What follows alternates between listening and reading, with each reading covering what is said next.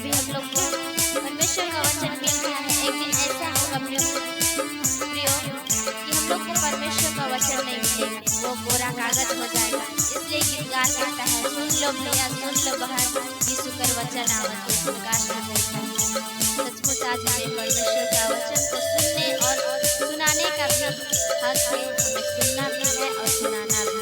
जो लोग परमेश्वर को नहीं जानते वो लोग